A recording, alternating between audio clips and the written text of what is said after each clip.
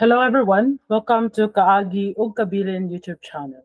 So basically, what we have in this channel is all about lectures about Philippine history and heritage. So in this series, if you're new in this channel, basically we're discussing about Philippine history. So we started from the colonial times, as well as during the Reform movement.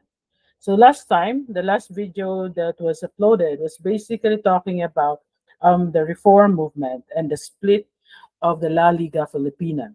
So in this video, basically we will talk about the founding of the Katipunan. So if you look at your screen, this being posted here, basically about the Katipunan. So in this lecture series, basically these are topics that is being uploaded for the benefit of my students that I'm also sharing in this channel. So now let's start with the Katipunan, the founding of the Katipunan. So last time we discussed about the La Liga Filipina, as mentioned earlier, and the split of the La Liga Filipina, where it was divided into two. You have the Cuerpo de Compromisarios and the Katipunan. So paano ba na paano na buo yung Katipunan? So basically, when they learned that Jose Rizal, as the figure of freedom, but the symbol of freedom during that time, was ordered to be deported to the Pitan in Mindanao. So because of that, one of the members of the La Liga Filipina founded another organization. This time, it's a secret revolutionary society. It's called Katipunan. So here you have the name of Andres Bonifacio. Together with some of his friends, they secretly meet in Azcaraga and decided to form an association called Katastaasan Kagalang-galang na Katipunan ng mga anak ng bayan, or more known as Katipunan. So here, you can also see that yung organization na Katipunan, meron siyang objectives. So they basically have three objectives. So here, if you look at your screen, you have the political objective, the moral objective, and the civic objective. Ang pinaka turning point dito that made particularly the Katipunan different from the reform movement. Kasi dito, ang ano nila is that they want to secure independence of the Philippines. Diba sa reform movement, yung pinaka-objective nila is actually assimilation. They want the Philippines to become a province of Spain.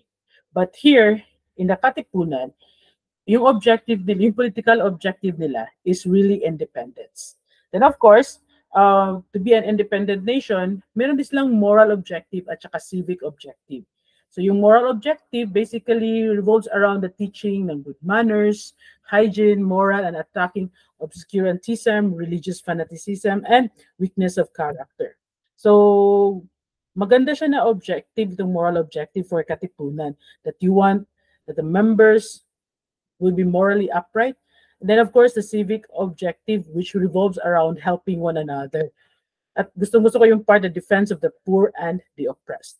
And then, yung ano din, sa Katipunan, kasi marami sa kanila may background din ng reform movement, na ano din nila, acknowledge din nila na yung propaganda aspect ng Katipunan is also important. Dapat mayroon ding propaganda aspect. So ito ay minanage ni Emilio Jacinto, which at that time was the youngest member of the Katipunan. So Emilio prepared also the Kartilya ng Katipunan. So ito yung primer na ginamit nila to indoctrinate yung members of the Katipunan about its ideas. Tapos, aside from that, since napatapon na si Rizal sa Dapitan during this time, minarapat din pa rin Andres Bonifacio na makuha yung side or makuha yung pananaw ni Rizal about the Katipunan. So with that, with Dr. Pio, pinadala ni Bonifacio si Dr. Pio Valenzuela, kasama kanya si Jacinto dito na to consult Rizal about the impending revolution. At first, actually, Rizal advised against staging a premature revolution on the ground that ang mga Pinoy are not prepared and they lack arms. Diba remember, kasama si Rizal sa mga middle class that who believe in the power of words rather than the sword. And ayon din sa kanilang kaalaman at karanasan, walang magtagumpay na pakikipaglaban kung walang sapat na kaalaman at sapat na kagamitan. But also Rizal suggested that if they want really to pursue with this endeavor, they should get the support of the wealthy Filipinos, which eventually pinakinggan naman ni na Bonifacio. So itong Katipunan, since hindi siya maliit na organization nang nabuo siya eventually. Of course, it started small membership.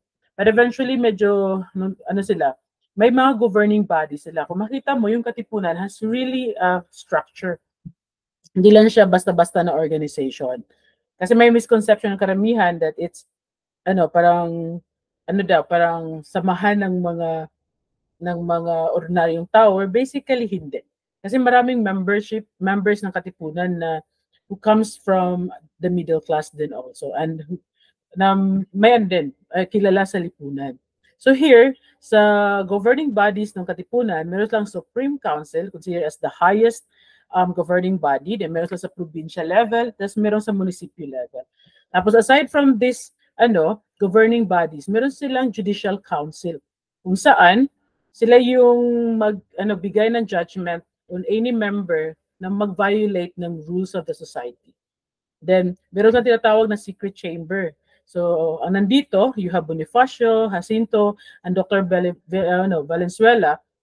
Sometimes, they sentence some members to be expelled sa organization, especially pag na-violate nila yung secrets of the society. And then, aside from the governing bodies of the Katipunan, meron din silang tinatawag na different grades of membership ng Katipunan. So, if you look at your screen, you have there Katipon, Kawal, and Bayani. So, yung mga Katipon, ito yung mga ordinary members of the Katipunan. Tapos, since this is a secret revolutionary society, may kanya-kanya silang password every grade ng membership.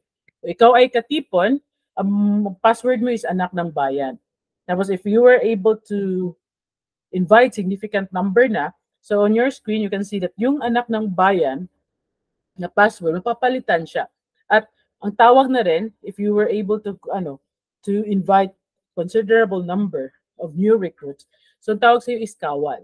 Doesn't mean na soldier kayo ha, but ito yung tawag sa inyo, kawal. At the same time, yung password ninyo is maging Gumborza na, referring to the three martyred priests. You have Padre Gomez, Burgos, and Zamora. And then, pag ma-elect ka as an officer ng Katipunan, ang tawag na sa inyo is Bayani. Tapos, ang password nyo is Rizal. Kaya maski at that, when Rizal was on trial about being linked sa revolution, tinanggi niya na may kinalaman siya. Pero maski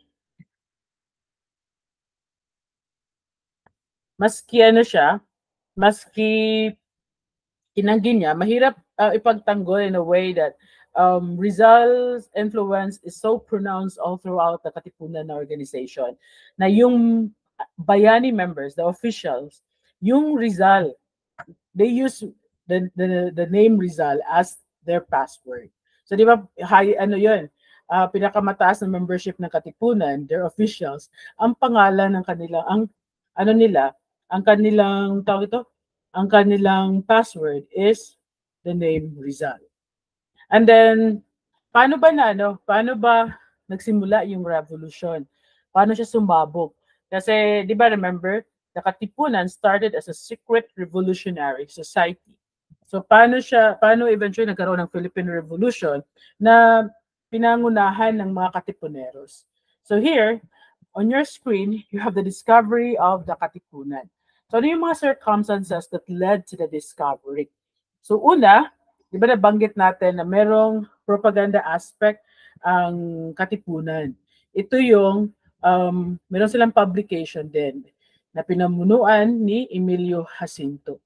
So, dito, yung publication, yung na-realize nila kagaya ng reform movement, na masyadong influential pag magkaroon ng publication. So, yung publication ng Katipunan, ang tawag nila is Kalayaan. So, when this was actually published, dumami yung membership ng Katipunan. Kaya nahirapan sila na maging sekreto. Kasi before pala, before ko makalimutan, di ba it started as a secret revolutionary society. Since sikreto siya na organization, so even yung ano nila, even yung kind of recruitment was really was very secretive. They actually used yung tinatawag na triangle method. So ano tong triangle method? So example, if letter A invited letter B, go ahead, letter A will invite two, B at saka C. Si B, hindi niya alam kung sino ito, kung mayroong C ba na na-invite. Si C din, hindi niya alam yung existence ng B member. Nakakaalam lang si letter A. So, just in case mahuli si letter B, hindi niya ang masumbong lang niya is yung who recruited him. Pero hindi yung in-invite na iba. So, same also, ang problema lang kung si letter A, ang mahuli, so pwede niya isumbong yung si B at saka C. Pero, posibleng hindi niya kilala kung sino din ang dalawang members na na-invite ni B at saka C. So, that's how to keep the secret. And at that time, masyadong parang piling-pili kung sino yung maging members. But eventually, na-realize nila, if yung political objective nila is actually independence, it's actually hard to achieve independence kung ganun ka lang kakunti yung members mo. So they realize, it's important na magkaroon ng maraming members to realize the independence na objective ng Katipunan. So because of that, they have the publication Kalayaan, and then it was very effective na dumami yung membership nila. Ang problema lang, sometimes kung dumami yung member, quality gives into quantity. So because of this, it led to having members na hindi ganun kaseryoso, or hindi lang nakikita masyado anong implication pag kung mabuko ang Katipunan na organization. So another circumstances that actually led to the discovery of the Katipunan is yung misunderstanding ng dalawang members nito na nagtrabaho sa Spanish-owned Diario de Manila. So this is the person of Teodoro Pateño and Apolonio de la Cruz. So itong si Apolonio, gusto niya makaganti kay de la Cruz, revealed the existence of the Katipunan sa kanyang kapatid. And later on, naisumbong din ito kay Padre Mariano Hill. So with that, na-raid yung kanilang trinabahuan, which actually led to discovery of some of these evidences na would prove that there is an underground society existed na ang aim nila is to overthrow the government. So because of this discovery, minsan exaggerated na rin yung lumabas na rumor na yung objective daw ng Katipunan is actually to kill all the Spaniards regardless of the age and gender. Bata, matanda, babae. So because of that, medyo na-alarm din yung mga Spanish officials. So because of this, it led to mass arrest, yung pangmaramihang pagdakip. So some of the Filipinos na suspected na members or may affiliation sa Katipunan. So dito, example dito, maraming mga prominent men na napakulong. So one example is yung sa Cavite, yung 13 Martyrs of Cavite. Then of course, eventually, si Rizal din, nadamay siya dito. Na he was eventually executed in Bagong Bayan, which is present-day Luneta. So dito, yung reign of terror only swelled the forces of the revolution.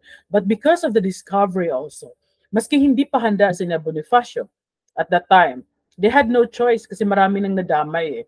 So they had no choice. Because of this untimely discovery, they really had to start the revolution.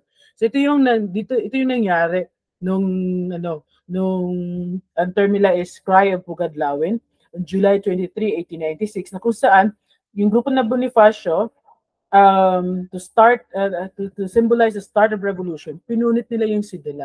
In the previous video, we discussed about the sidula also. That natin na bakit importante na pinunit lang yung sidula na yun. That it's a symbolism na they do not acknowledge anymore the control of the Spanish government. So with that, nag-start na yung revolution. Maski hindi sila, they don't have enough men, they don't have enough military training, they were poorly armed, but they had to engage in several skirmishes with the with the Spanish troops na. So dito, maraming membership ang Katipunan. Di ba, as we mentioned kanina, meron silang different forms of government at saka yung grades ng mga membership. So during this time, sa revolution, the hotbed of the revolution actually happened in Cavite. So sa Cavite mismo, may two groups of the Katipuneros. These are more known as the Magdalo at Magdiwang faction. So yung mga Magdalo, this is more known connected with the Aguinaldos. So in fact, ano dito, yung leader ng mga Magdalo at that time was Baldomero Aguinaldo na pinsan ni Emilio Aguinaldo. Tapos yung mga Magdiwang naman, who's still in Cavite, was led by Mariano Alvarez na uncle-in-law ni Bonifacio. So when the revolution broke out and became the hotbed, and Cavite became the hotbed of the revolution, yung mga group led by Aguinaldo, they defeated the Spanish forces in several encounters. Kaya nga sumikat din yung pangalan ni Aguinaldo because he won battle after battle. Maganda yung strategy niya. So here, makita natin that he issued manifestos actually that only shows na gusto nilang makuha din yung leadership ng Katipunan. So here, informing yung mga manifesto after they won some of the battles, informing some of the Filipinos that the provincial government has been established in towns that had been pacified. Tapos, he also asked the Filipinos to fight and recognize the new government of the revolution. So itong mga manifestos na to, indicted that yung Aguinaldo at saka yung Magdalo group really wanted the leadership of the revolution. So itong dalawang faction na to, they actually fought separately against the Spaniards. So yung mga Magdiwang then defended towns under sa kanilang jurisdiction, yung Magdalo did the same. So the rivalry actually led to a series of military versus early in 1987. So because of this, yung military defeat actually lead the Magdiwang to invite Aguinaldo to settle the rivalry. Kasi maganda din, di ba, how can you defeat central, di ba, buo na kalaban? Kayo mismo kakasimula pa lang nakipaglaban sa kanila. May mga friction na.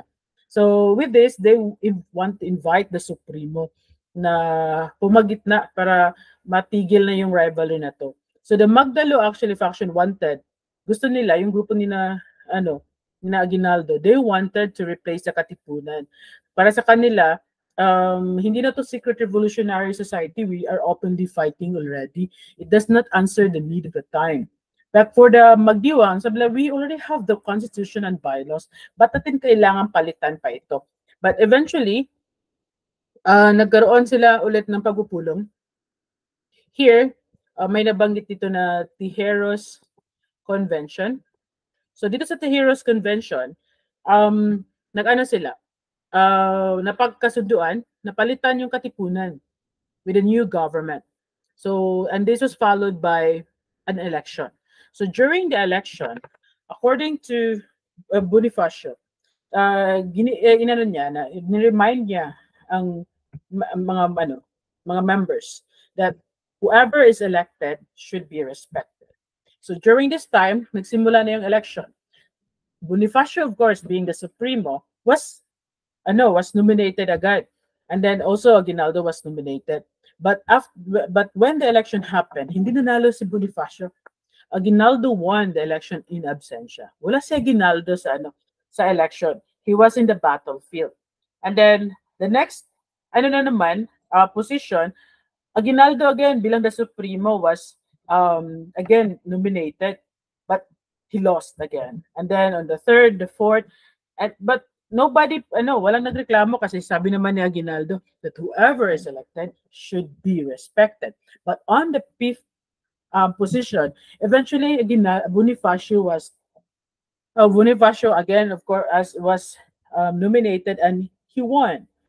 Unfortunately, with Bonifacio, merong nagreklamo, may nagprotesta in the name of Daniel Terona. He was saying that the position, the Secretary of the Interior, is very important na mainam siguro na yung may hawak ng posisyon na yon ay may law degree. He was indirectly saying, si Bonifacio is hindi qualified. Of course, nakaka-offend yon. So, Bonifacio, uminit yung ulo niya sa sinabi ni Terona that eventually he demanded apology. Of course, hindi nag-sorry si Terona. And then, hinamon siya ni Bonifacio ng duelo. Tinutukan siya ng barel. And then again, si Terona hindi pa rin nag-sorry. And eventually, umalis siya. Parang hinayaan niya si Bonifacio na mainit yung ulo sa loob ng pagpupulong. So, because of that, Bonifacio was so offended and he assumed ulit his power as the Supremo. Sabi niya, I'm declaring the Tejeros Convention null and void. So, ibig sabihin, by declaring that as if walang nangyari na pagpupulong, walang Tejeros Convention. But unfortunately for Bonifacio's group, and particularly Bonifacio, hindi nirespeto ng ibang tao ang kanyang declaration. What they did, yung mga kalyado ni Aguinaldo, pinuntahan si Aguinaldo sa battlefield at sabi nila, umuwi ka, manumpa ka bilang bagong presidente. So with that, parang yun nga, hindi ang kinilala yung declaration ni Bonifacio. Because upon hearing this, of course, sino hindi uminit ang ulo? So normal, nagalit ulit si Bonifacio. So here, if you look at your screen, you have here the Naik military agreement. So at Naik, Bonifacio and his men drew up another document which provided for an establishment of a government independent and separate from the Tejeros. So the document meant a split in the ranks of the revolutionists. Diba? So nahati na sila tuloy. So because of this, since si Aguinaldo na ang bagong presidente at that time, kasi hindi nila kinilala yung declaration ni Bonifacio as void. So Aguinaldo bilang new president, gumawa siya ng Council of War. Kasi dito, Bonifacio and his brothers were arrested by Aguinaldo. Kasi di ba, parang bilang bagong presidente, dapat he will see to it that there should be only one group. Di ba, magkaroon ng pagkakaisa. So, they wanted to be i-arresto si yung magkapatid na Aguinaldo. Then, aside from that, bumuo siya ng Council of War to investigate kung merong mali or violation ang ginawa si Aguinaldo si Bonifacio.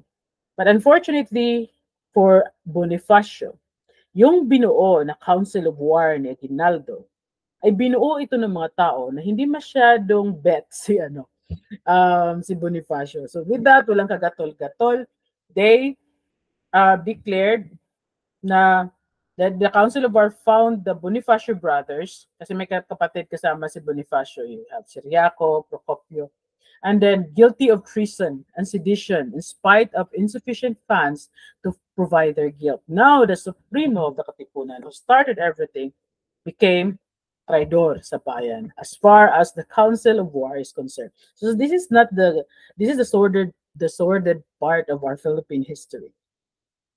So here, the Bonifacio brothers were actually ordered to be executed. So they were executed on May 10, 1897.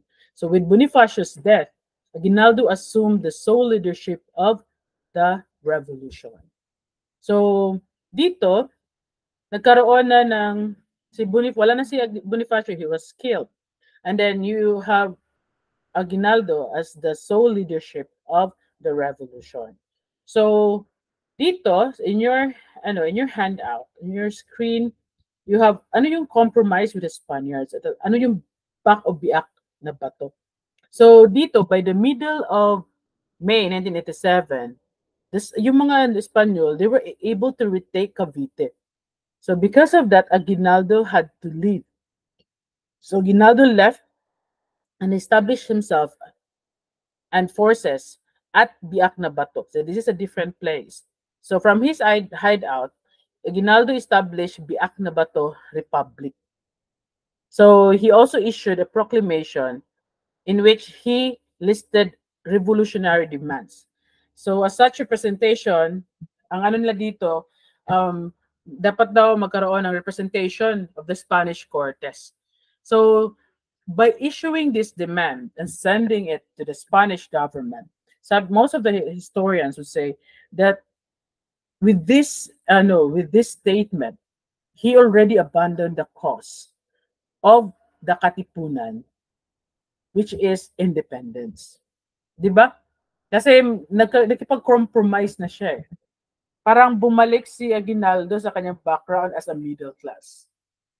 Kasi yung ano, they just simply want to become a province of Spain sa reform movement. So this time, may ano siya, parang bumalik siya sa mga request dati ng reform movement, yung representation to the Spanish Cortes. Tapos, another request niya is expulsion of the friars and the return of the Filipino of lands the friars appropriated for themselves. Diba, remember, yung pamilya de Rizal,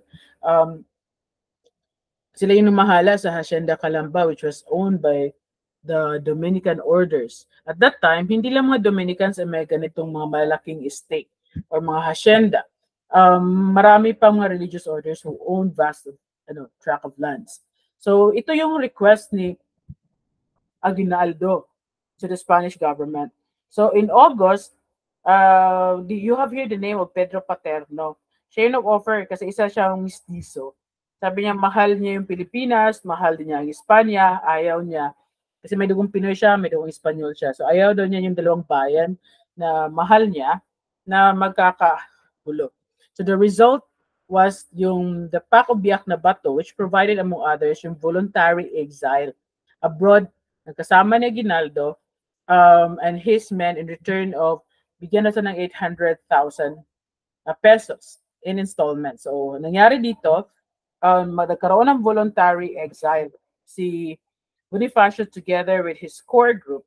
Bigyan siya ng 400,000 and then yung iba naman installment yung pagkabigay, and ang sa side naman ng mga Espanyol is they will initiate also or implement some reforms in the colony. But nangyari dito, ang ano supposedly is may bigay din for those na maiwan. Pero anong significance ng ni Aguinaldo nung nagkipag-compromise siya with the Spanish government? Una, Aguinaldo and his men left for Hong Kong while his general left behind at Biak na Bato surrendered the arms given by the rebels. So at the time, yung sila Aguinaldo, sila yung considered as rebels by the Spanish government. So tapos yung mga clashes between Spaniards and Filipinos, actually nagpatuloy sila kasi both sides were actually suspicious with each other. Tapos yung Pact of Biak na Bato ended the conflict between Aguinaldo and the Spaniards, but the people continued the struggle. So thus ended the first phase of the Philippine Revolution led by Aguinaldo. So implication nito na those who continue to go against Spain will be considered bandits and criminals. So this is actually from the book of Chito Rogoncillo, kung saan hinati niya yung phases of the revolution. So yung first phase of the Philippine Revolution, natapos siya. It started with Bonifacio and it ended with Aguinaldo having a compromise with the Spanish government that he will go for a voluntary exile.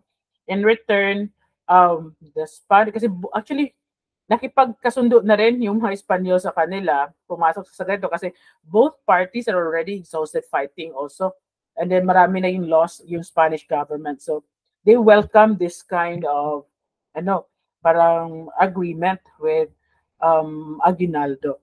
So Aguinaldo, together with some of his inner circle, they went to Hong Kong for a voluntary exile that in return, the Spanish government meron silang ibigay din sa other combatants na iwan as long as there will be surrender of arms and they will initiate some reforms, which unfortunately hindi talaga, walang reforms masyado na implement.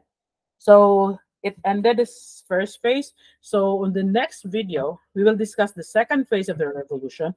This is a time there would be a new player coming in. So this time we have the Americans, who eventually became the next colonizer, and we became their first colony.